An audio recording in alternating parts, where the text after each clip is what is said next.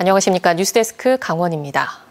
의대 증원을 둘러싼 의정 간 갈등으로 지역 의료계는 2중 3중의 어려움을 겪고 있습니다. 병상 가동률이 뚝 떨어지며 경영난에 허덕이고 있고 농어촌 의료 공백은 더욱 심각해지고 있습니다. 전공의들이 돌아오지 않으면 전문의는 물론 군의관이나 공보의 배출에도 영향을 미칠 수밖에 없습니다. 홍한표 기자가 보도합니다. 강릉의 상급 종합병원인 강릉아산병원. 전공의 36명 가운데 상당수가 사직서를 제출한 상황이어서 병상을 10%가량 줄였습니다. 병원을 찾는 외래 환자도 크게 줄면서 경영은 대폭 적자로 돌아섰습니다. 전공의들이 많이 근무하던 응급실 상황도 녹록하지 않습니다. 강릉 아산병원 응급실의 경우 병상은 그대로 유지하고 있지만 환자 수는 절반가량 줄었습니다. 상대적으로 전공의 수가 적은 강릉 아산병원은 그나마 상황이 나은 편입니다. 강원 지역 주요 대학병원의 병상 가동률은 55%까지 떨어졌습니다. 사실상 병상 2개 중 하나는 쉬는 셈입니다. 전공의 이탈과 의료진의 피로 누적으로 원활한 진료가 불가능해지면서 응급수술 등을 줄이는 비상 대응을 이어가고 있습니다. 수술은 한 기존에서 40% 좀 축소해서 운영 중이고요. 아무래도 경증을 안 받고 좀 중증 위주로 받고, 그리고 상태가 좀 장기화되다 보니까 교수님들도 피로도 쌓이고 아니면 당직이나 이런 것 때문에 좀 유동적으로 있기 때문에. 전공의들이 빠진 빅5 병원도 재정 적자를 견디지 못하고 희망퇴직이나 무급 휴가를 시행하고 있어 지방 사립대 병원은 오래지 않아 문을 닫을 수 있다는 우려도 나오고 있습니다. 가뜩이나 열악한 농어촌 의료의 공백은 더욱 심각해졌습니다. 강원도 내 의과 공중 보건의가 줄어드는 상황에 현재 정원 119명의 25%가량인 30명이 대형 병원으로 파견됐습니다. 보건당국이 비대면 진료까지 도입하며 공백을 메우고 있지만 역부족입니다. 경증 질환자는 지역 보건소나 보건지소의 비대면 진료를 통해 상담과 진단 및 처방을 받을 수 있습니다. 여기에 전공의가 돌아오지 않아 전문의 자격 취득이 늦어질수록 연쇄적으로 공보의나 군의관 배출은 더욱 어려워질 수밖에 없습니다. 정부와 의료계가 강대강 대치를 이어갈수록 지역 의료계가 붕괴될 수 있다는 우려가 커지고 있습니다. MBC 뉴스 홍한표입니다. 가톨릭 관동대 의과대학 개강일이 또 미뤄졌습니다. 가톨릭 관동대 의과대학은 오늘 개강할 예정이었지만 지난 주말 긴급회의를 통해 일주일 뒤인 29일로 개강일을 미뤘다고 밝혔습니다. 한편 의과대학들은 7월과 8월 여름방학 2달까지 모두 수업한다고 가정했을 때 최대 5월까지는 개강 날짜를 미룰 수 있다고 판단하고 있습니다. 강원도 선거관리위원회와 시군선관위가 오늘부터 선거 비용과 정치자금 사용 내역을 집중 조사합니다. 조사 대상은 선거 비용을 거짓으로 쓰거나 가격 부풀리기 혹은 축소 누락해 보고하고 업체와의 이면 계약을 통해 불법 자금을 수수한 경우 등입니다. 강원 선관위는 4년 전 21대 총선 때 선거비 관련 불법 사례 4건을 적발해 3건은 고발, 1건은 경고 조치했습니다. 속초시가 북부권 스포츠와 문화관광 인프라 확충을 위해 국유지 매입을 추진하다 돌연 백지화했습니다. 시의회는 속초시가 사전에 철저히 알아보지 않고 지난해 승인까지 받았다며 갑작스런 매입 포기를 질타했습니다. 박은지 기자가 보도합니다. 속초 설악대교 남측의 청호동 공유수면 매립지역. 일부 덕장시설을 제외하고는 빈 공터에 장비와 컨테이너 등만 놓였습니다. 이 땅은 현재 국가 소유인데 면적만 2만 5천여 제곱미터에 달합니다. 속초시는 상대적으로 낙후된 북부권 지역 발전을 위해 청호동에 스포츠타운과 워케이션 센터 등을 조성하기 위한 국유지 매입을 추진해 왔습니다. 감정가만 270억 원이 넘어가다 보니 지난해 9월 의회 승인을 받고 28억 원의 계약금까지 편성했습니다. 그런데 최근 속초시가 갑자기 계획을 백지화했습니다. 일부 토지를 놓고 지난 2020년 대부 계약을 맺은 사실을 뒤늦게 알았기 때문입니다. 땅 계약은 5년인데 이게 건물 허가는 10년을 받았어요. 건물 요구는 이제 10년까지 되니까 10년 후에 다시 하는 걸로 해가지고. 일부 필지는 무단 점유하고 있는 상황인데 이 역시 퇴거 등의 절차가 복잡해 해결이 쉽지 않습니다. 정리하는데 수많은 추가 예산이 투입이 예상되는 거는 당연한 거고 또 그에 상응하는 민원이나 이런 것들. 속초시 의회 임시회에서 이 같은 내용이 보고되자 질타가 이어졌습니다. 부지 매입만 270억 원에 달하는 대규모 사업을 제대로 사전 검토 없이 진행했다는 겁니다. 의회는 또 주민들에게 대대적으로 인프라 확충을 홍보한 만큼 내용을 정확히 알리고 대안 마련도 필요하다고 덧붙였습니다. 민선 8기 집행부의 업무 추진 과정에 소통 부족도 문제 삼았습니다. 속초시가 매입 예정 부지에 대한 대부 및 무단 점유 현황 등에 대한 사전 검토조차 없이 매입 계획을 의결받은 후에 문제점이 발생하자 대안 없이 계획을 취소하고자 하는 것은 속초시를 신뢰하는 시민들을 우롱하는. 한편 5월 1일까지 이어지는 속초시 의회 임시회에서는 조례안 3건과 2024년 추경 예산안을 심의 의결하고 행정사무감사 계획서를 작성할 예정입니다. MBC 뉴스 박은지입니다. 최근 각 시군 의회마다 특정 주제에 대해 연구하고 지역에 적용할 부분을 찾는 의원 연구단체들이 구성돼 활동하고 있습니다. 그런데 일부 특정 정당 의원들끼리 단체를 만들고 같은 당 인사가 있는 단체의 연구 용역을 몰아주는 경우가 있어 적절성 문제가 나오고 있습니다. 권기만 기자가 취재했습니다.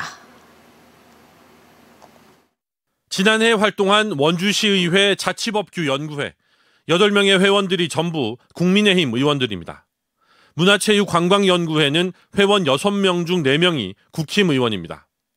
자치법규와 문화체육관광, 연구 분야가 다른데도 두 연구회는 같은 업체에 각각 2천만 원가량의 연구 용역을 맡겼습니다. 해당 업체 대표는 2012년 새누리당 총선 후보로 정계에 입문한 손수조 씨입니다. 손 씨는 이번 총선에도 수도권 모 지역구에 예비후보 등록을 하기도 했습니다. 특정 정당 의원들로만 연구단체를 만들고 또 같은 당 소속이거나 출신 인사에게 연구 용역을 몰아주는 것이 적절한 것인지 의문이 제기되고 있습니다. 해당 2개 연구단체에 모두 소속됐던 한 의원은 같은 당 소속 도의원의 추천을 받아서 용역업체를 결정했다고 답했습니다. 이 같은 문제는 올해도 반복될 가능성이 높습니다. 원주시의회 의원연구단체는 지난해 4개에서 올해 8개로 늘었는데 이 중 딱 절반, 4개는 국힘 혹은 민주당 의원으로만 구성됐습니다.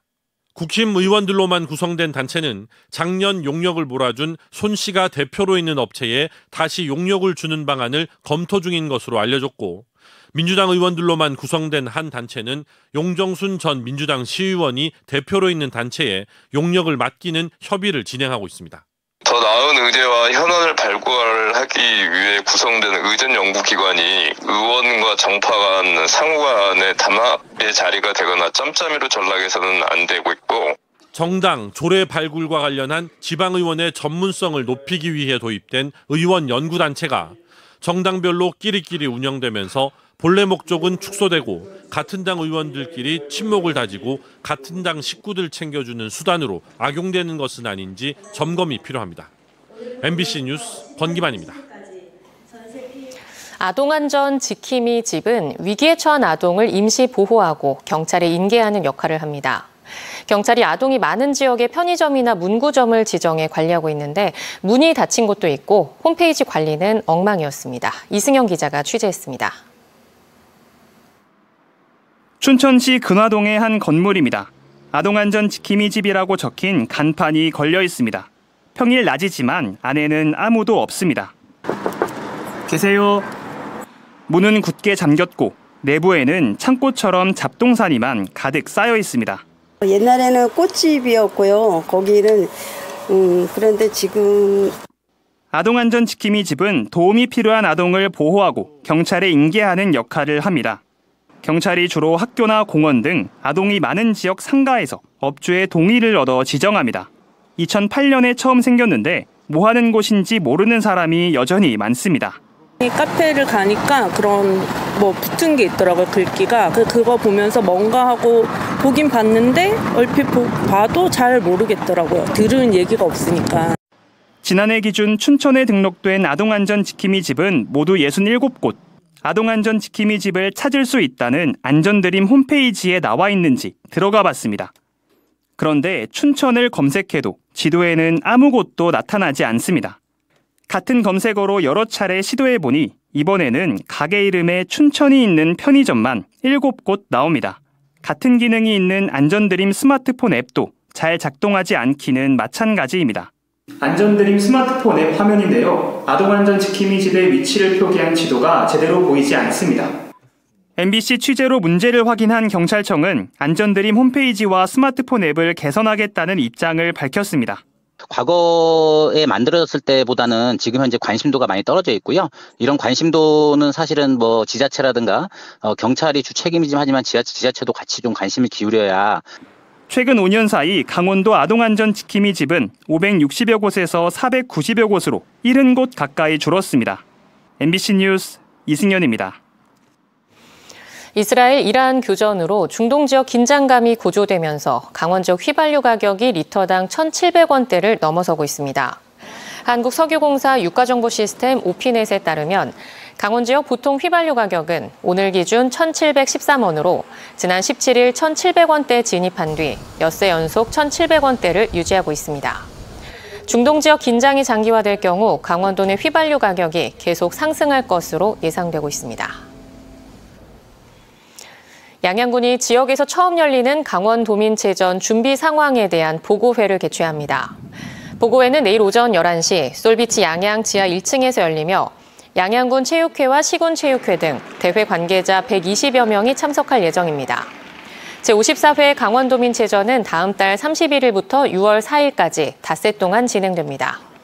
도민체전에는 18개 시군 선수단과 응원단 등 모두 12,000명이 참가하고 총 41개 종목 경기가 펼쳐집니다. 강릉시가 2026년까지 모두 410억 원을 들여 포남동 일대 상습 침수 예방 사업을 진행합니다. 강릉시는 2025년까지 상습 침수 구역인 포남동 3호 아파트 일대와 MBC 강원영동에서 한국전력공사까지의 우스관로 2.5km를 교체하거나 새로 매설하기로 했습니다. 또 2026년까지 318억 원을 들여 교동 이편한 세상 아파트에서 한국전력공사까지 오수와 우수관로를 분류하고 배수설비 1,588곳을 설치할 계획입니다. 최근 민원 24를 사칭한 쓰레기 무단 투기 과태료 스미싱 문자가 무차별적으로 발송돼 주의가 요구됩니다.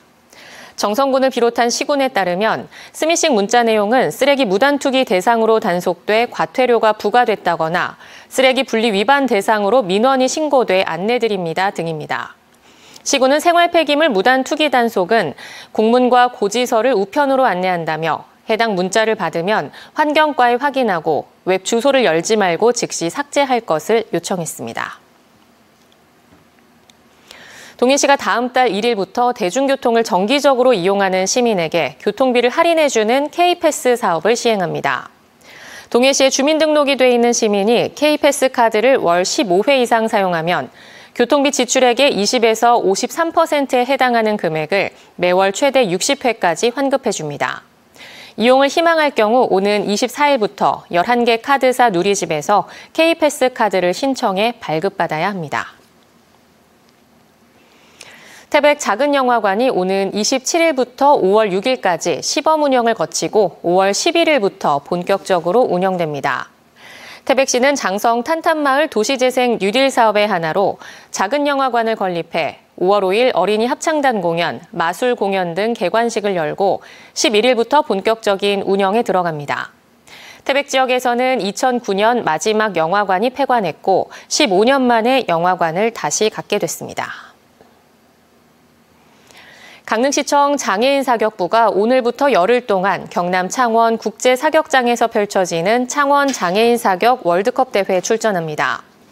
강릉시청 장애인 사격부는 최근 박진호 선수가 최상위권을 달리고 있어 이번 대회에서 금메달 획득에 도전한다는 계획을 세웠습니다. 강원뉴스 마칩니다. 시청해주신 여러분 고맙습니다.